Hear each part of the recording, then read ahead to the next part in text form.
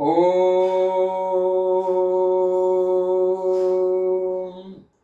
हरि ओम। आनंद धाम निच देख रसे द्वितीय चित्तम सदा वसतु मम गोचरे पे।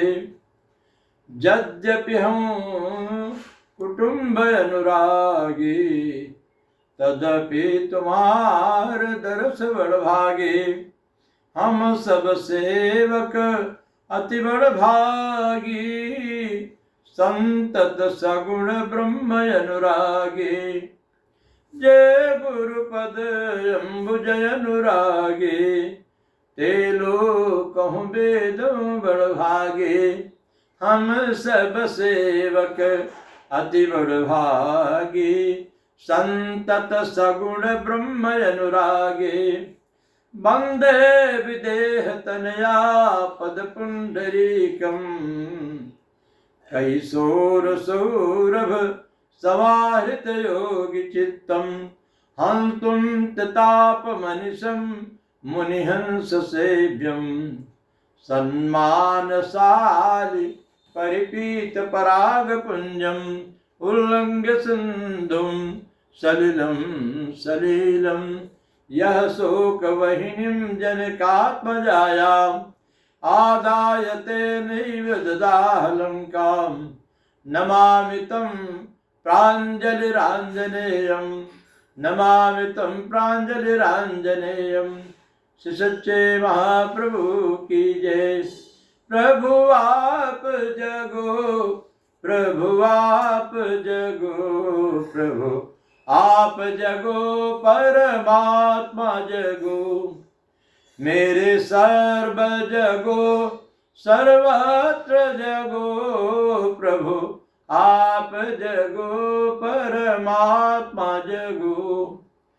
सुखांतक खेल प्रकाश करो सुखांतक खेल प्रकाश करो प्रभु आप जगो परमात्मा जगो। मेरे सर्व जगो सर्वत्र जगो प्रभु आप जगो परमात्मा जगो। सुखांतक खेल प्रकाश करो प्रभु आप जगो परमात्मा जगो। सुखांतक खेल प्रकाश करो प्रभु आप जगो परमात्मा जगो। मेरे सर्व जगो सर्वत्र जगो प्रभु आप जगो परमात्मा जगो। एक दिन की बात है, प्रातः काल महाराज दशरथ अयोध्या राजमहल से अपने घोड़े पर सवार होकर के प्रातः काल सैर करने के लिए चल पड़े। उनके साथ दो सिपाही बर्छा लेके सुरक्षा गार्ड चल रहे थे। महाराज ने चाबुक मार दी घोड़े को, वो चारों पैर उठा के टाप से दौड़ने लगा। सुरक्षा कर्मचारी पीछे रह गए। महाराज बड़े उत्साह से घोड़े की लगाम थामे हुए चले जा रहे थे। सड़क के किनारे अयोध्या राजमार्ग की तरफ एक साधारण आदमी, गरीब सा व्यक्ति लिहाफ ओढ़े पड़ा था।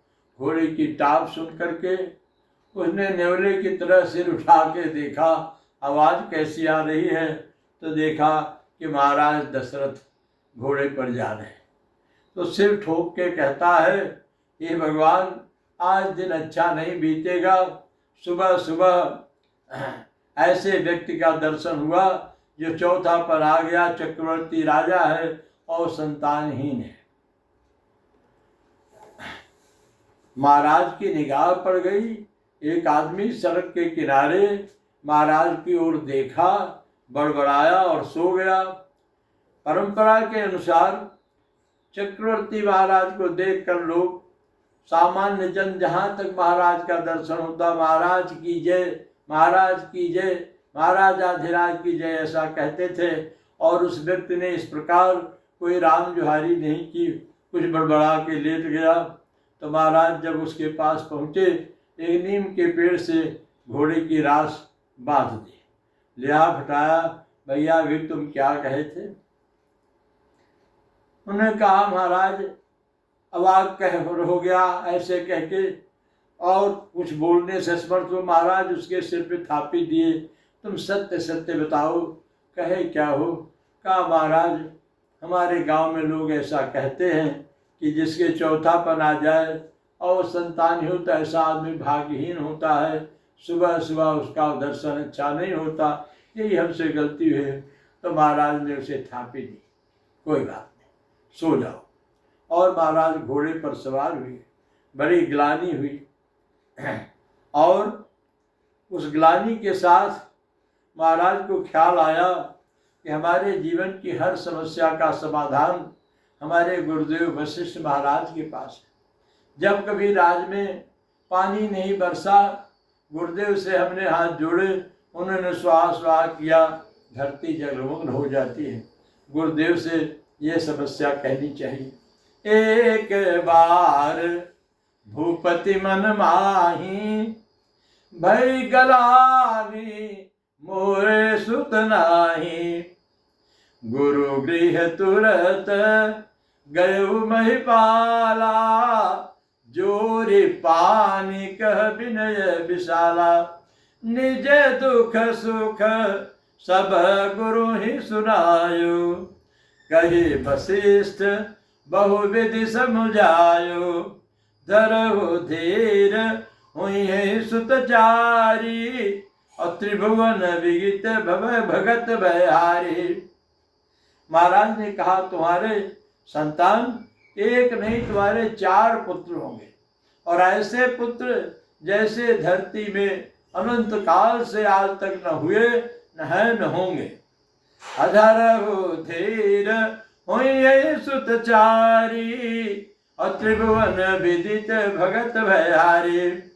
महाराज ने एक पूर्जी लिख करके तिल जौ चावल अगर तगर नागर मूथा बट कुटकी चंद पहा चार पहा फ्रोम प्रभा आदि सामग्री महाराज को लिखा। अगर तगर नागर मूथा फल फूल चंदन धूप दीप और सब सामग्री इकट्ठी कर करके, हे महाराज हम परसों तुम्हारे आंगन में आकर के एक पुष्टि यज्ञ करेंगे। अरे संगीर से वशिष्ठ बुलावा, पुत्र काम हित यज्ञ करावा। प्रेम सहित निपयाहुत दीने, प्रगटे अग्नि चरु कर लेने। जो वशिष्ठ कछु हृदय विचारा, सकल काज सिद्ध तुम्हारा। आकाशवाणी हो रही थी, आम जनमानस को सुनाई पड़ी। वशिष्ठ जी राजा दशरथ के जैसा संकल्प वैसा नहीं, उनका तो संकल्प एक संतान हो जाए, लोग वंशहीन न कहें, पर वशिष्ठ जी का संकल्प है जो वशिष्ठ कछु हृदय विचारा। वशिष्ठ जी का सब संकल्प है कि राम राज बैठे त्रैलोका, हर्षित भये गए सब शोका। ऐसा राज्य, ऐसे राजा राम आवे, और भगवान के आवाहन के लिए उन्होंने पुत्रेष्टि यज्ञ कराया और आशीर्वाद दिया कि जो वशिष्ठ कछु हृदय विचारा, सकल काज सिद्ध तुम्हारा। वहाँ यज्ञशाला पर खीर की, चावल की, चारुडास की आहुतियाँ महाराज ने दी थी, और उन्होंने अंतर जगत में देखा, आहुतियाँ देते समय ध्यान में देखा कि उन खीर को, पुरोडास को अग्नि देवता ने चख लिया है। जब यज्ञ पूरा हुआ तो महाराज ने वो खीर का कटोरा महाराज के हाथ में दिया और कहा कि यह निप देव जाय निपय देव रानी ने कह जाए। जा करके ये प्रसाद जथा भाग जे भांति बनाए। महाराज ले गए और सारा प्रसाद कौशल्या को दे दिया। अर्ध भाग कौशल्य देना। महारानी कौशल्या ने उस यज्ञ के प्रसाद का आधा भाग ले लिया और आधा उन्होंने कैकेयी को दिया। ये विचार करके कि सुमित्रा पाणी ग्रहण से राज यज्ञ का अधिकारी राजधर्म में वो नहीं आई है, इसलिए उसको नहीं दिया। कैकेयी इतनी महामना उदार थी, उन्होंने अपने हिस्से से आधा कैकेयी को दिया, फिर कौशल्या ने भी आधा दिया। उन पे 2 वंश चल गए और इस प्रकार प्रसाद ले करके 9 महीने 10 दिन बाद भगवान के आंगन में चारों भैया एक साथ आए थे। महाराज 9 महीना 10 दिन तक प्रतीक्षा करते रहे थे। एक दिन अपने आसन पर बैठ करके विचार कर रहे थे कि गुरुदेव का आशीर्वाद हमें जब फलीभूत होगा तो हम क्या भेंट देंगे। ऐसा सोच ही रहे थे, तभी एक आदासी ने आके सुनाया कि महाराज आपके आंगन में चारों भैया आए। अरे दशरथ पुत्र जन्म सुनिकाना, मानव ब्रह्मानंद समाना, मानव ब्रह्मानंद समाना, परम प्रेम तल पुलक शरीरा, चाहत उठन करत मत धीरा। हमारे घर इतना भावना में डूब गए कि प्रेम के साथ उठना चाह रहे थे तो प्रेम से लथपथ आसन से उठ ही नहीं पा रहे थे। किस तरह उठे। अरे गुरु गृह तुरंत ही गुरुदेव के यहाँ गुरु वशिष्ठ गए हकारा, आए सजन सहित पुनिप द्वारा, आए सजन सहित पुरद निप द्वारा। आंगन में जा करके वशिष्ठ जी पहले जब कभी आते थे, राजभवन के बाहर अगवानी होती थी, मोरपंख से स्वागत होता था, सिंहासन पर चरण धोए जाते थे, आरती उतारी जाती थी।